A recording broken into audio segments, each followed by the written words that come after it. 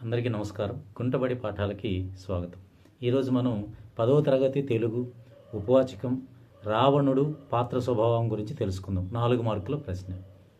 రావణుడు రామాయణంలోని ప్రముఖమైనటువంటి పాత్ర. లంకా నగరానికి రాజు, అలాగే రామాయణంలో ప్రతినాయకుడు.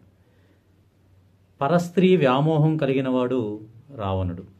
పరస్త్రీ వ్యామోహం కలిగినవాడు రావణుడు.